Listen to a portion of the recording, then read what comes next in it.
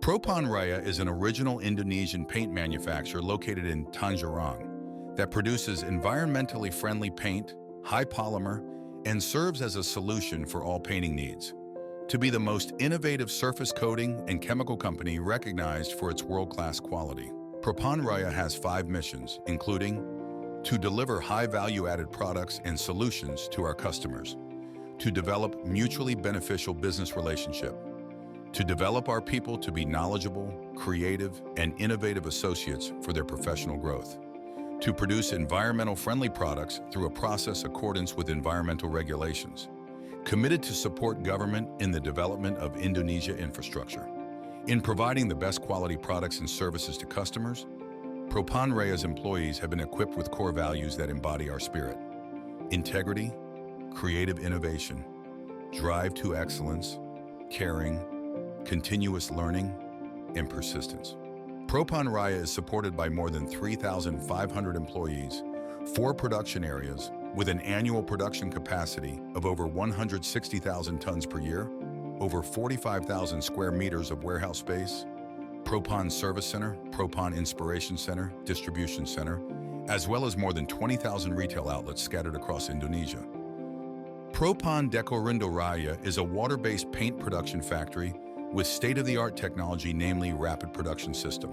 The production facilities of Propon Dekorindo Raya are supported by a laboratory, production facility, modular production facility, raw material warehouse, and finished goods warehouse. To become the most innovative company, Propon Raya is supported by Alkindo Mitra Raya as a high polymer and research center. The production facilities of Alkindo Mitra Raya are supported by a solvent-based production unit, control system production, tank farm, wastewater treatment plant, research laboratory, water-based reactor, solvent-based reactor, and monomer tanks. To maximize distribution and reach all segments, Propon Raya has branches that spread throughout Indonesia, such as Central Java, East Java, Bali, and others, as well as overseas branches, namely Alcana. Continuous innovation and consistent product quality are supported by various certifications such as Domestic Component Level, ISO, Green Label Singapore, Green Label Indonesia, Microban from the USA, and other supporting certifications. Propon Raya has taken initiative to develop water-based paint system under the motto, Go to Water-Based, Save the Planet, for categories such as wood finish system, wood care system, architectural paint or wall paint, metal protective coatings, waterproofing system, polymer flooring, sport floor, and industrial wood coatings. Our business is divided into retail, project, and industrial segments. Propon Raya actively supports the development of green building, Arsitektur Nusantara, Creative City, and Green City since 2012. Propon Raya continues to innovate and create high-quality products, committed to build the nation's infrastructure. Propon.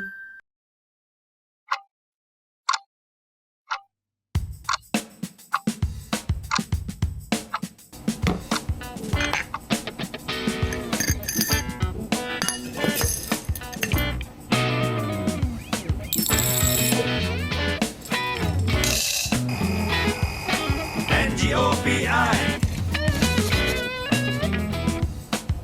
SORE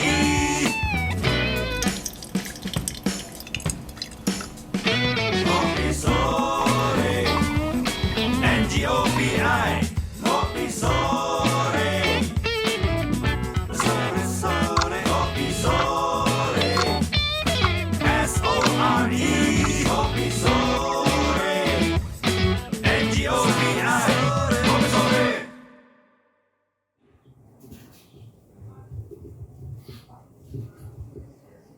Jelajah Kereta ke Barat terdiri dari 6 rangkaian acara.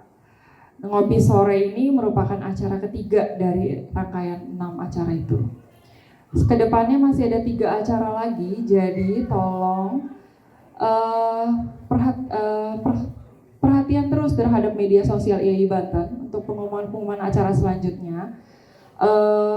Ada bocoran, ada soal fotografi, terus ada soal forum diskusi, terus ada workshop juga. Jadi tolong bagi peserta semua yang di sini, kalau masih mau mengikuti acara IAI Banten, pastikan follow IAI Banten dan ikuti acara selanjutnya. Oke, teman-teman, saya bukan moderatornya di sini, jadi saya akan panggil moderator kita, Bung Tommy. Bung Tommy, ayo coba nggak 3 kali kali ya. Kita panggil untuk halo Bung Tommy. Selamat sore. Oke, di sana ada itu. Oke. Wah, perkakasnya sudah banyak. Oke, waktu dan tempat saya persilakan untuk Bung Tommy memandukan acara sampai kurang lebih jam berapa, Bung Tommy? Sampai jam 6 ya? Di jadwal sampai jam setengah 6. Oh, oke, jam setengah 6. Dikirain saya sampai malam. Kita lihat. Oke, silakan Pak. Selamat sore. Jelang malam di sore yang agak mendung. Hujan lagi tadi ya. Assalamualaikum warahmatullahi wabarakatuh. Salam sejahtera bagi kita semua.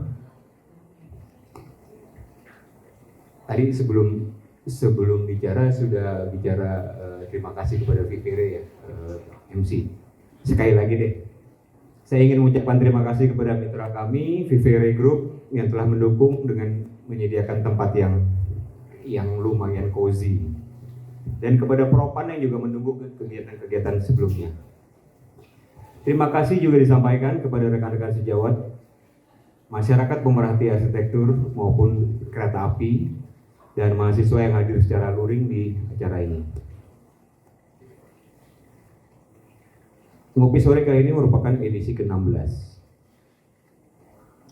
dan menjadi bagian dari gelaran rangkaian acara Jelajah Kereta ke Barat yang diselenggarakan oleh Ikatan Arsitek Indonesia Provinsi Banten sejak bulan April 2025 hingga puncak acaranya pada bulan Juli 2025 nanti di perhelatan Indobuildtek 2025 di ISBSD.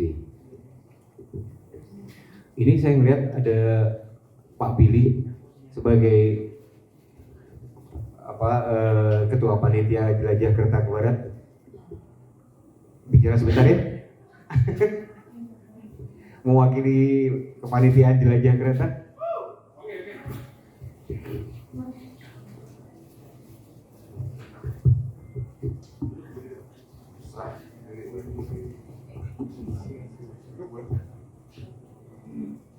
Oke, selamat sore.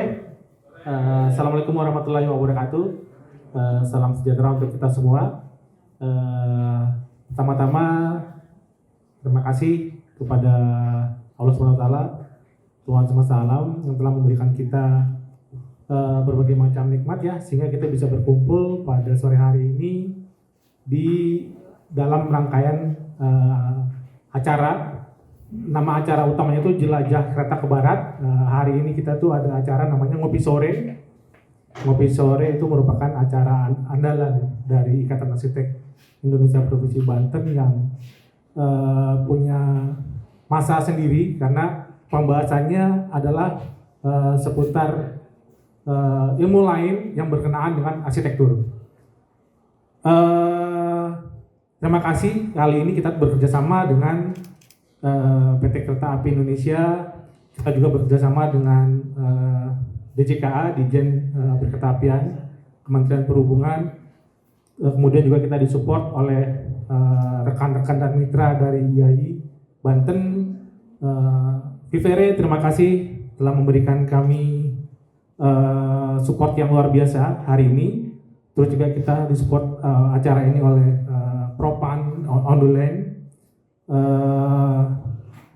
Kemudian tanpa panjang lebar mungkin Pak Tommy karena kita tadi sudah muter-muter di showroomnya Vivere. Sudah cukup. Cukup ya? Oke. Mungkin itu aja karena pembicara kita ada 2 hari ini. Terima kasih. Assalamualaikum warahmatullahi wabarakatuh. Selamat menikmati acara ini. Terima kasih Pak Billy. Provinsi Banten memiliki jaringan kereta api yang menarik karena jalur-jalurnya dibangun oleh 3 masa pemerintahan dari Hindia Belanda, Jepang, hingga Indonesia.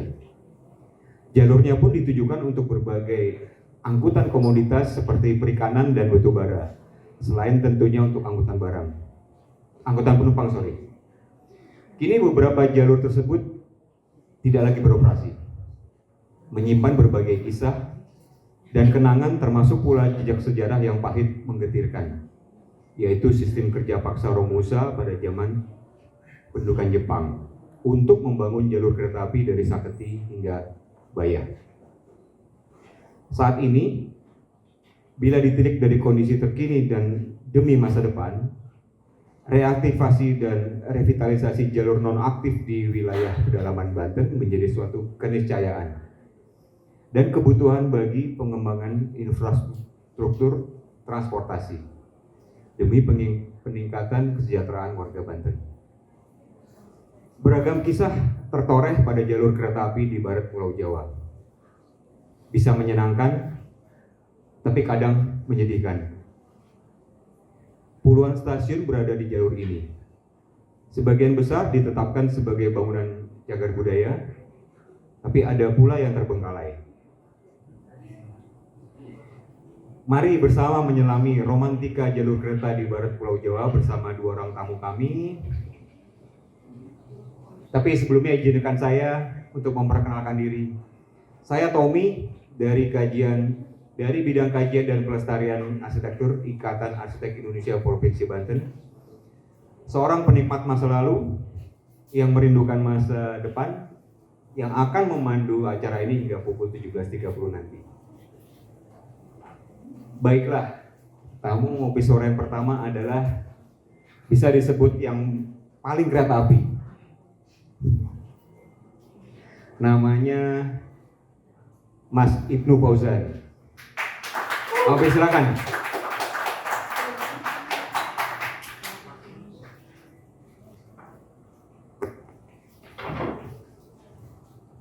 Selamat sore. Silakan.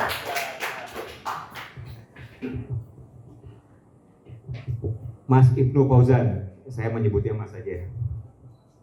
Lulusan sejarah yang menyelami masa lalu untuk menyalami masa depan melalui pelestarian. Beliau menyelesaikan pendidikan ilmu sejarah di UGM. Wah, ini lagi rame nih Mas. UGM. Ijazahnya. Tapi mungkin ini ya sepotongannya. Ijazah Pak Jokowi itu asli. Soalnya saya yang nyimpen, Pak. Oh, baik. Di Yogyakarta pada tahun 2014 dan dilanjutkan dengan berbagai pelatihan seperti pelatihan bahasa, pelatihan ahli pemugaran, pelatihan konservasi dan pengelolaan museum. Pelatihan yang menguatkan keahliannya di bidang pelestarian. Sekarang ini beliau bekerja di PT KAI dan menjabat sebagai, wah susah bener nih, Specialist of Commercial Asset Planning and Preservation. Posisinya ini terkait dengan tugas-tugas antara lain menyiapkan kegiatan promosi, publikasi, edukasi, awareness campaign, lalu juga melakukan program pelestarian dan adaptasi fungsi bangunan, mengelola database aset tanah dan bangunan untuk perencanaan, pengembangan dan pemanfaatan benda dan bangunan peninggalan sejarah kereta api. Jobnya sebanyak bener Mas ya? Nggak bingung tuh? Enggak, Pak. Nggak. Baiklah, kemarin saya dipinjemin buku sama Arum. Di salah satu buku itu buku membahas tentang history. Kayaknya sekarang lebih tepat untuk Mas Fauzan yang akan membahas sejarah jalur kereta di barat Pulau Jawa. Inilah historinya Mas Ibnu Fauzan. Silakan. Terima kasih sebelumnya Pak Tommy dan juga teman-teman dari KAI Banten telah mengundang PT KAI ya Pak, suatu kehormatan. Mungkin sebelumnya Assalamualaikum warahmatullahi wabarakatuh. Salam kebajikan. Buah jambu mede, buah kesema. Selamat sore teman arsitek. Ini pantun kan sekarang ini Pak, harus di forum-forum itu pantun Pak. Soalnya menteri-menteri kita sekarang kayak gitu Pak. Nah, jadi mungkin tadi menarik ya ketika sebelum mulai banyak ya. Oh, sini aja. Sebelum mulai tadi mungkin terkait ikan arsip Banten, tapi tadi juga disampaikan ya, mungkin ini ada ilmuwan baru ya, karena di ilmu sejarah juga ada multidisiplin ilmu, jadi beberapa ilmu bisa dikolaborasikan untuk mencapai hasil yang lebih spesifik lagi. Nah mungkin dalam kesempatan kali ini saya akan kita berdiskusi terkait dengan romantika jalur kereta api di Banten, bagaimana jalur itu ada dari awal mungkin sampai sekarang perkembangannya, di mana kita tahu ya jalur barat sekarang itu dibilang sangat seksi ya, karena terkait pengembangan tuh terkait pengembangan developer juga sekarang banyak di jalur barat. Mungkin saya sambil berdiri ya Pak. Ya. Oh mana? Boleh. Selanjutnya. Nah, mungkin ini kecil ya, tapi saya akan memulai dari usulan kereta api di Banten. Jadi usulan kereta api di Banten itu mulai ada tahun 1845, di mana usulan kereta api di Jawa itu baru ada tahun 1840 dari seorang militer. Nah sebelum mencerita ke belakang, mungkin beberapa teman di sini dulu pernah belajar terkait dengan kultur shuttle ya, atau sistem tanam paksa. Jadi sistem tanam paksa itu secara hasil produksi sangat bagus karena peningkatan hasil itu sangat signifikan. Tapi setelah adanya pengangkutan komoditas yang sangat banyak itu, terjadi masalah baru, yaitu terkait dengan pengangkutan. Karena pada awalnya angkutan itu masih tradisional. Yang pertama adalah dipikul tentunya, dan juga dengan menggunakan hewan seperti pedati, gerobak dan lain.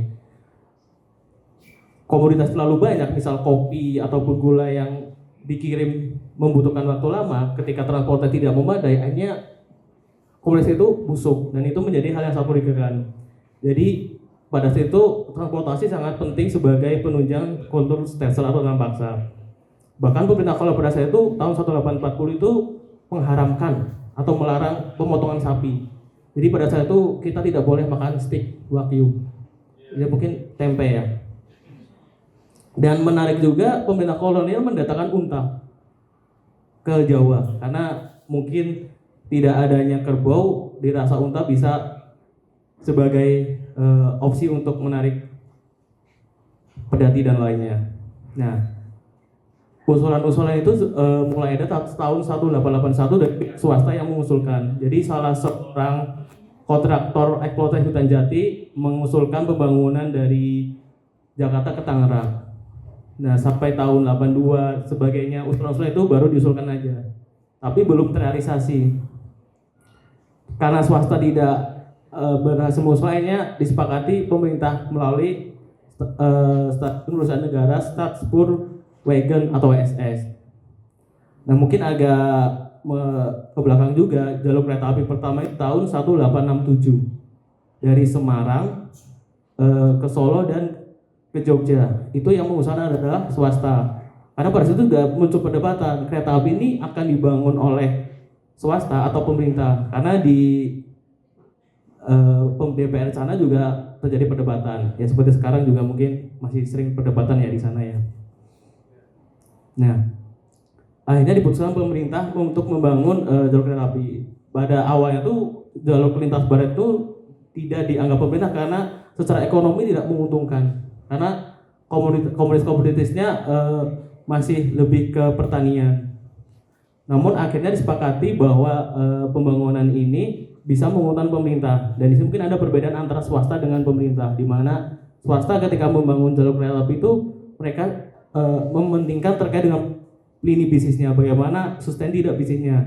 Dan pemerintah di sini selain bisnis, mereka ada kepentingan militer terkait dengan hegemoni kekuasaannya, dan juga kepentingan untuk mensejahterakan masyarakat dengan perkembangan wilayahnya.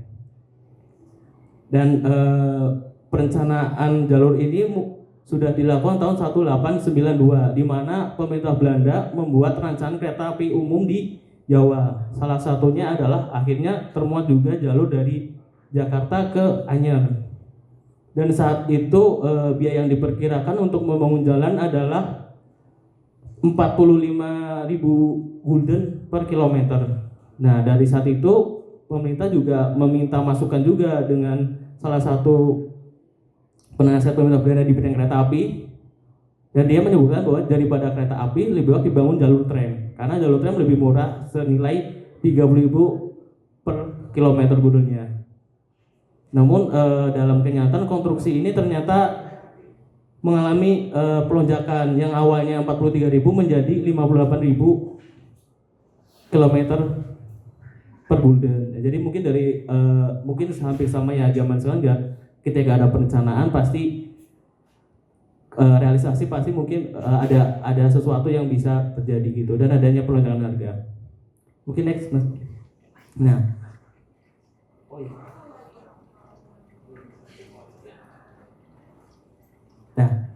mungkin terkait juga akhirnya disepakati. Nah, dasar-dasar pembangunan yaitu melalui Undang-Undang 15 Juli 1896 Statblad atau Lembaran Negara nomor 180, yaitu dari Jakarta ke Anyer dengan jalur Jabang, Duri, Tangerang, dan Tanah Abang. Nah, menariknya mungkin jalur Jakarta itu awalnya dibangun oleh swasta, yaitu dari Jakarta Kota Bogor itu oleh swasta, dari Jakarta ke Pasar Senen Karawang juga swasta. Pemerintah baru masuk ke Jakarta dari jalur Jakarta mulai ke Anyer ini. Dan pada saat proses pembangunan juga tenaga kerjanya melibatkan tenaga kerja setempat, penduduk setempat. Namun juga banyak juga mendatangkan dari pegawai dari daerah lain, mengingat penduduk saat itu banyak yang lebih memilih bekerja di Jakarta ataupun di Lampung. Dan pada tahun sekitar tahun 1904 upahnya sebesar 0,25 sampai 0,3 gulden dengan tambahan 0,6 sampai 1,25 per hari. Nah, ini ilustrasi pembangunan kereta api sekarang. Nah, terkait dengan pada saya itu untuk membangun suatu jaringan kereta api itu dibutuhkan konsensi. Jadi baik swasta maupun pemerintah mengirimkan rancangan ke Menteri Jajahan. Dari Menteri Jajahan nanti akan dinilai, disampaikan ke Ratu Belanda, dan setelah itu ketika disepakati terkait dengan perencanaannya, terus juga jaminan keuangannya, nanti akan dikeluarkan peraturan perundang-undangan terkait dengan konsesinya, dan nanti ditindaklanjuti oleh Burgerlijk Overberwaarden atau Kementerian PU, mengingat pada saat itu pembangunan kereta api masih di bawah BOW, belum di bawah BUMN. Dan karena pada saat itu juga suatu jaringan irigasi dan lainnya di bawah BOW itu sangat penting, karena tadi yang menyinggung terkait dengan sistem tanah pasca perkebunan, hal yang sangat penting untuk mensinkronkan dengan irigasi, jembatan, dan lainnya. Mungkin terkait pembangunannya. Nah, mungkin ini petanya kecil ya, ini peta tahun 1996 bagaimana akhirnya dari Jakarta sampai Rangkas dengan persimpangan ke Anyer sampai Labuan sudah dibuka. Dan dalam peresmiannya ada beberapa tahapan, yaitu dari Jakarta ke Duri Tangerang pada 2 Januari 1899, dari Duri Rangkas Bitung 1 Oktober 1899, dari Rangkas Bitung ke Serang 1 Juli 1900, dari Serang ke Anyer Kidul 20 Desember 1900, dan dari Rangkas Bitung ke Labuan 2 Mei 1906. Dan pada saat itu sebenarnya kalau dari peta ini dapat disampaikan juga terkait dengan perhentiannya, itu pada saat itu ada stasiun, halte, dan stoplight. Stasiun itu perhentian besar, stasiun sekarang. Kalau halte itu stasiun kecil sekarang, dan stoplight itu bangunan sangat sederhana sebagai perhentian.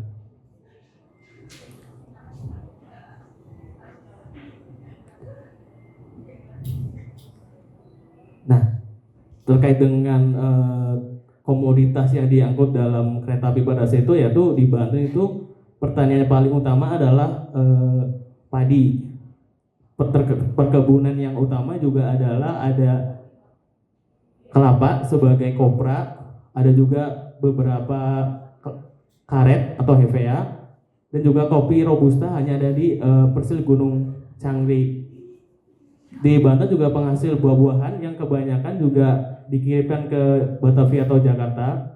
Untuk komoditas pelinjo terdapat di wilayah Menes, dan perikanan juga menjadi salah satu komoditas penting yang diangkut menggunakan kereta api. Jadi dari komoditas di Banten dikirimkan ke Jakarta atau ke Tanjung Priok, dan dari Tanjung Priok dikirimkan beberapa komoditas hasil bumi juga ya. Salah satunya juga garam, mengingat garam dibutuhkan untuk pengasinan di wilayah utara Banten. Nah, beberapa komoditas inilah juga diangkut untuk di kereta api pada saat itu. Nah, ini jadwal Jakarta Rangkas Bitung tahun 1900. Juga mungkin ini kecil ya, mungkin nanti bisa disampaikan paparannya. Jadi pada saat itu awal beroperasi terdapat 8 perjalanan dari Jakarta ke Rangkas Bitung. Dan untuk perjalanan pada saat itu baru tersedia untuk kelas 2, kelas 3, dan kurs Inlander atau pribumi.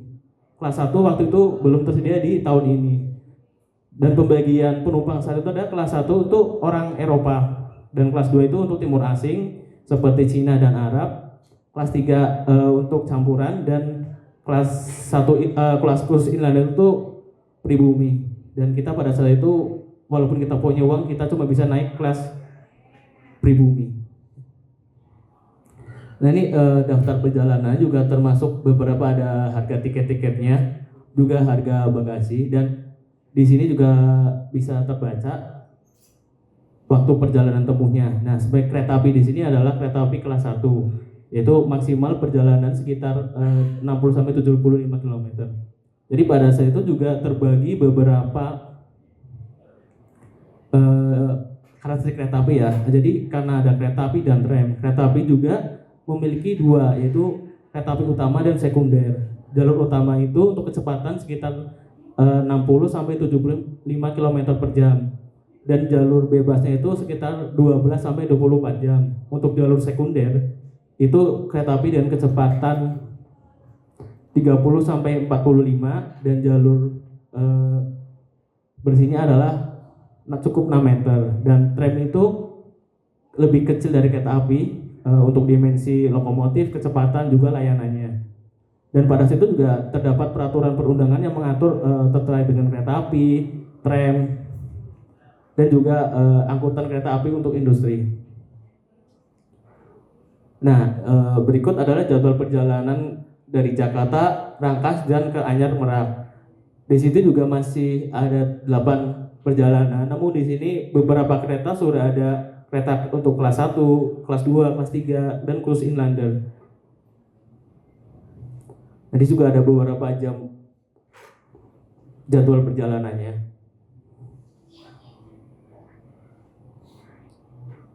Nah, ini terkait dengan jumlah penumpang.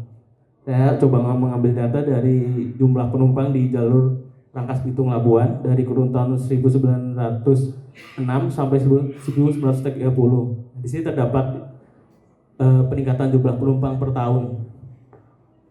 Nah, meskipun tahun 1929 sampai 1930 kita tahu ya terjadi Malaysia, jadi terkait dengan ekonomi dunia juga berdampak, salah satunya juga di Indonesia.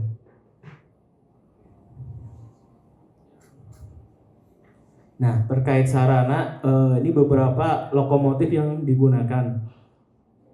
Pada situ yang digunakan adalah lokomotif uap. Nah, saya mencoba mengambil data dari depo Tanah Abang dan depo Rangkas Bitung, di mana kedua depo ini yang melayani perawatan dan penyimpanan sarana-sarana yang digunakan di lintas barat. Beberapa yang banyak digunakan adalah lokomotif B51 dan lokomotif C27. Untuk lokomotif B51 buatan Hartmann, saat ini tersedia satu lokomotif, yaitu B5112 yang masih beroperasi sebagai kereta wisata di Ambarawa. Dan untuk C27 juga masih ada tersisa sebagai koleksi di Museum Ambarawa. Nah, ini mungkin dimensi lokomotif uap yang saya coba ambil, yaitu B51 dan C27. Nah, pada tahun 1989 di Pau Tanah Abang itu tersedia sarana 19 lokomotif uap, dan di Pau Rangkas Bitung terdapat 9 lokomotif. Nah, ini masuk ke pendudukan Jepang, di mana tadi disinggung juga Pak Tommy terkait jalur Saketibaya ya. Nah, jadi pada saat pendudukan Jepang sangat memusatkan untuk kepentingan militer. Sebenarnya salah satunya adalah kebutuhan angkutan militer, salah satunya batu bara. Di Baya itu ditemukan sekitar 20-30 ton cadangan batu bara. Nah, di Jepang tertarik untuk mengeksploitasi jalur tersebut, maka dilakukan perencanaan tahun 1943 dan akhirnya diresmikan tahun 1 April tahun 1944. Nah, berbeda dari pembangunan yang dilakukan semasa Belanda, ketika zaman Jepang ini menggunakan tenaga Romusha. Mungkin ya kita belajar sejarah juga di SD ya, agak familiar dengan Romusha juga ya. Nah, ternyata Romusha juga pada saat itu juga dipaksa untuk membangun jalur kereta api, dan dari tahun 43 sampai 44 hampir setahun dikerjakan, terdapat 60.000 tenaga Romusha yang menjadi korban. Dan di sini terdapat 13 perhentian dari Sakete menuju ke Baya. Nah, ini potret ketika peresmian jalur dari Sakete Baya di dekat stasiun Sakete. Nah, setelah pendudukan Jepang, nah tahun pasca 45 kereta api di lintas barat juga dimanfaatkan sebagai jalur militer. Mungkin di sini ada yang sering ke Wan Satrio ya di Jakarta, ada yang tahu Jalan Satrio.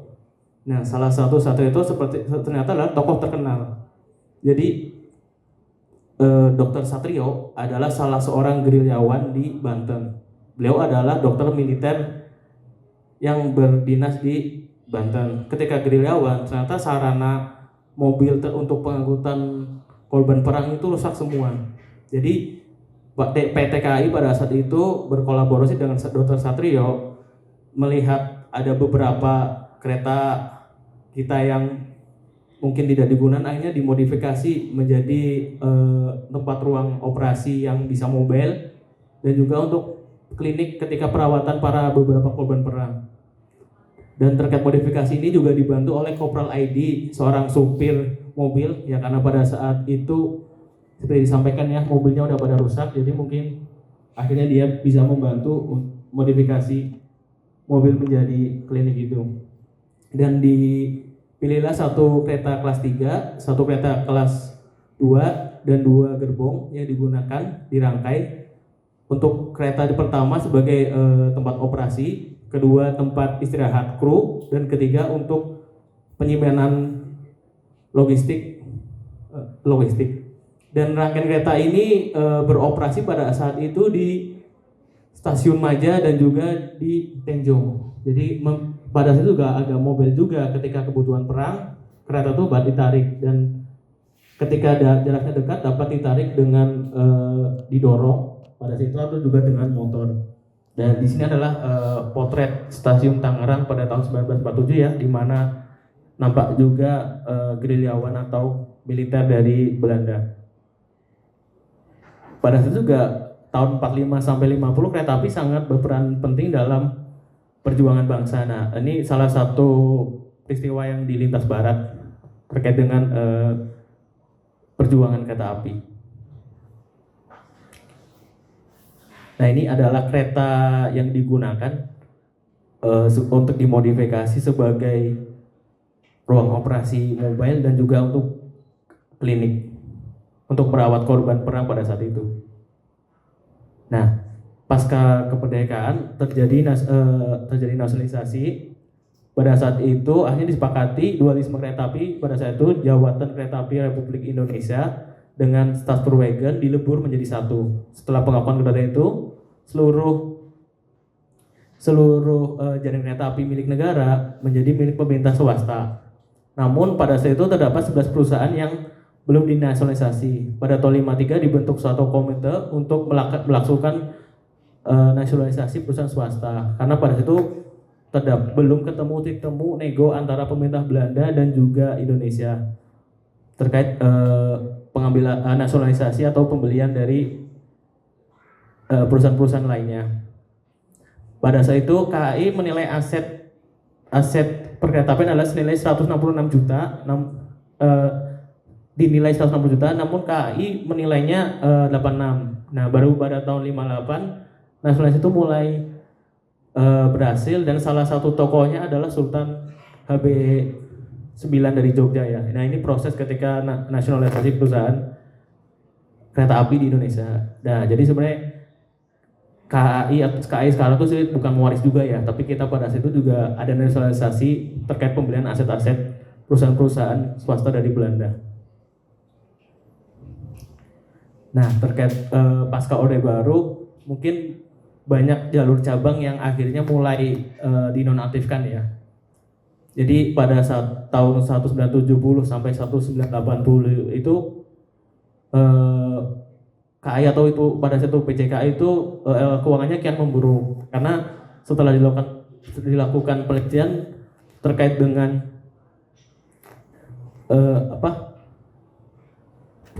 keuntungannya itu sangat sedikit karena ternyata lebih besar modal yang dikeluarkan dari pendapatannya.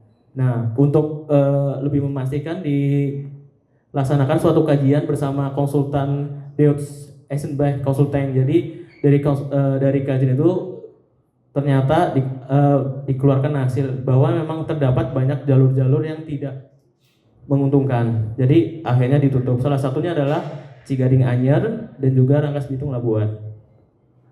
Nah, ini peta jalur tahun 79 dari Jakarta sampai ke Merak. Jadi ini adalah buku jarak. Jadi ketika dari sisi kiri ke kanan itu dapat ditemukan waktu tempuhnya. Nah, ini adalah stasiun-stasiun kereta api di Jakarta Merak tahun 1997 dan saya coba memetakan pada saat itu stasiun besar di Jakarta adalah Jakarta Kota. Untuk kelas dari Jakarta sampai ke Anyer paling besar adalah kelas 2 yaitu di Rangkas Bitung, Tangerang dan Kebayoran. Nah, ini lokomotif B51 ya, masih ini juga ya, masih taper juga ya, tapi versi lokomotif uap. Nah, ini kerjasama Jabodetabek. Jadi tahun 76 diinisiasi kerjasama DKI Jakarta dan konsep Jabodetabek. Apa yang kita kenal Jabodetabek sekarang. Jadi dua provinsi ini kerjasama. Salah satu karena Jakarta sudah dirasa tidak cukup untuk menampung penghuninya. Jadi dibuat kota-kota satelit. Salah satunya adalah untuk penunjang itu dibuatlah sarana angkutan massal yang lebih baik untuk mewujudkan konsep Jabodetabek. Tahun 78 jika dilihat angkutan kereta api di Indonesia adalah 1,4%. Jika dibandingkan dengan London itu 71%, Tokyo 72%, Osaka 56 dan juga New York 59. Jadi dibandingkan kota-kota Indonesia sangat jauh tertinggal dengan kereta api. Nah, untuk menunjang konsep Jabodetabek tadi, tahun 83 dikeluarkan Master Plan peningkatan kereta api. Kalau di sisi kiri dapat dilihat bahwa elektrifikasi itu baru ada di Jakarta Bogor sampai ke Jatinegara. Jadi belum sampai dari Angke sampai ke lintas barat. Dan dari situ juga baru terdapat satu jalur ya. Dengan adanya Master Plan ini juga diharapkan dibuat elektrifikasi dari Angke sampai ke Serpong dan juga dibuat 2 jalur. Karena pada saat itu juga kereta api disebut juga sarang mas atau sarana angkutan massal karena sudah menjadi primadona bagi para pengelaju. Nah, ini kondisi tahun 2010 ya, ini di kanan adalah stasiun Duri ini. Ternyata stasiun juga sangat ini ya, multifungsi, sudah bisa menjadi pasar. Nah, ini terkait modernisasi barat, saya coba memetakan tadi tahun 183 ada kepres terkait pengembangan dan juga di Jamuan elektrifikasi Serpong. Di pasca 2010-an ada elektrifikasi dari Parung Panjang, Maja, Parung Panjang hingga ke Rangkas Bitung sekarang. Dan sekarang tahun 2020 adanya konektivitas terkait apartemen di Cisauk dan kita membuat akses ke Pondok Ranji, Juramangu. Dan di tahun ini sedang dilaksanakan pembangunan di stasiun Jatake, Tejo Baru dan juga Lumpang bekerjasama juga dengan developer. Nah, terkait kasus cagar budaya peninggalan tadi, KAI memiliki 64 bangunan cagar budaya.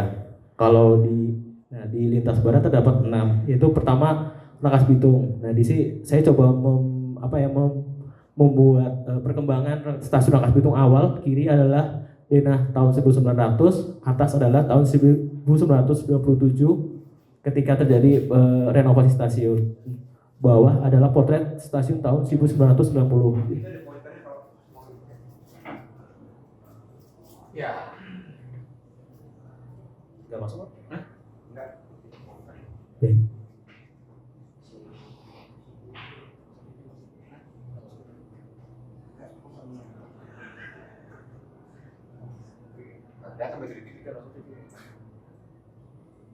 Yang bawah nanti paparannya mungkin bisa disampaikan peserta. Jadi mungkin di Rangkas Bitung belum ada ini ya, atap segitiga keduanya. Jadi itu adalah bangunan tambahan baru dan masih bagian kanan adalah penumpang untuk kelas 3, bentuknya sangat sederhana. Ini beberapa untuk mengikuti perkembangan Rangkas Bitung. Dan ini adalah stasiun Catang, saya dapat terkait blueprint-nya. Dan ini adalah perencanaan tahun 1928. Jadi kita tahu bangunan yang sekarang adalah hasil dari perencanaan tahun 1928. Ini stasiun Tangerang yang tadi ya, yang kiri masih sederhana, yang kanan sudah ada pengembangan terkait dengan penambahan PPKA yang di ujung. Namun untuk sekarang sangat berubah stasiunnya. Ini stasiun Cekesal sudah menjadi cagar budaya juga. Dan ini adalah stasiun Serang. Ini potret tahun 1900 dan 1901. Bangunannya masih orisinil. Dan saya coba tidak menambahkan bangunan asli karena dari IAI Banten juga ada acara jelajah arsitektur ya. Jadi biar teman-teman bisa langsung mendatangi stasiun tersebut di acara selanjutnya. Nah, ini stasiun Anyar juga sudah menjadi cagar budaya juga. Bentuk bangunannya masih seperti ini. Nah, demikian terkait cerita-cerita sedikit. Mungkin saya coba memadamkan dengan keterbatasan waktu. Nanti mungkin kita bisa sambil diskusi lebih lanjut.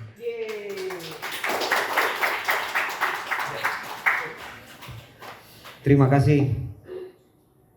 Kok cuma sebentar, Mas? Ada lagi seru lagi. Pembicara berikutnya, kalau tadi saya menyebutnya yang paling kereta api, yang satu ini yang paling Banten. Nama lengkapnya Ratu Arum Kusuma Wardani. Seorang penikmat kehidupan masa lalu, masa kini, dan masa datang. Sejarawan arsitektur, pencerita dan penjelajah dunia wannabe. Begitu katanya. Beliau menyelesaikan pendidikan arsitektur di Institut Teknologi Indonesia Serpong yang dilanjutkan di Universitas Indonesia pada kekhususan teori dan sejarah arsitektur. Sejak bergabung di IAI Banten tahun 2006, aktif di bidang kajian dan pelestarian arsitektur yang mendorongnya untuk mengenali lebih jauh tentang arsitektur di Banten. Riset terakhirnya tentang Banten adalah disertasinya yang berjudul Sejarah Arsitektur Nagara Kuta, Banten di abad 16 hingga 17 dan formasi keruntuhannya hingga abad ke-19. Yang diselesaikannya baru aja beberapa bulan yang lalu, tahun 2025. Sekarang ini aktivitas utamanya adalah sebagai dosen di program studi arsitektur Universitas Indraprasta PGRI Jakarta, dan sekarang menjadi pengurus nasional Ikatan Arsitek Indonesia pada Badan Kajian dan Pelestarian Arsitektur periode 2024 sampai 2027. Saya persilakan Mbak Ratu Arum untuk ke depan. Sebentar, Mas bisa berdiri sebentar, Mas. Ini memang ngopi sore aneh atau coba pada lihat deh, sepatunya pada nggak ada yang sama gitu. Maaf ya, saya nggak ngerti ini. Cuma ini privilege pembicara bahwa yang jadi kita aneh harus jadi saya yang jadi aneh nih kan jadi. Anda terlalu arsitek pakai hitam. Silakan Mbak Arum. Makasih Mas Tommy.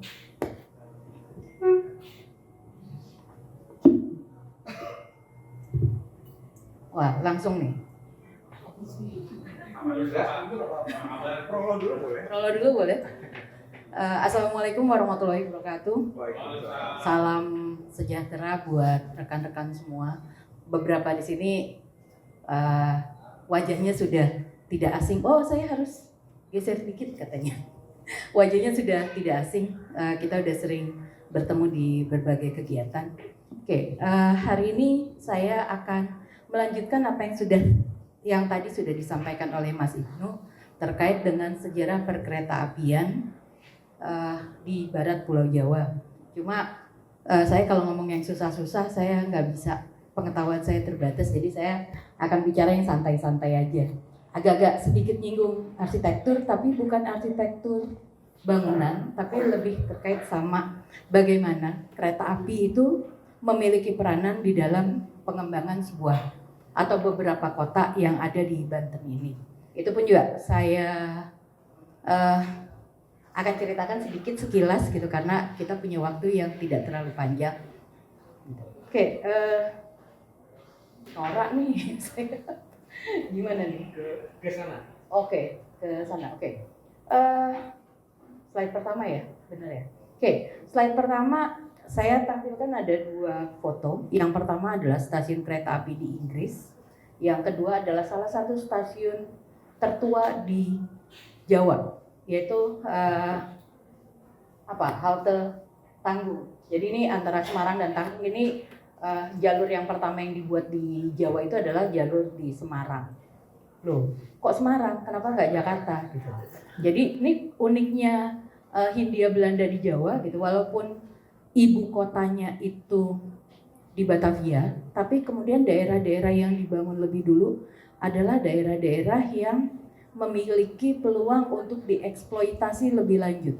Saya dengan sengaja memilih kata eksploitasi karena memang kereta api ada di Indonesia pertama kali tujuannya adalah untuk eksploitasi. Dan ini terkait dengan apa yang terjadi di Eropa sana. Kereta api muncul sebagai hasil dari revolusi industri. Ketika ada revolusi industri, semua jadi industrialisasi kan yang tumbuh dan berkembang di dunia. Nah, di Eropa mereka membutuhkan bahan mentah yang sangat banyak untuk menunjang industri mereka yang lagi berkembang. Bahan mentahnya bisa dapat dari mana? Dari negara jajahan dong, gitu. Nah, saya masuk ke slide berikutnya. Kebalik ya. Oh, ini peta Banten, boleh nanti saya balik lagi ya. Jadi Banten itu, saya jadi ngobrolnya ini.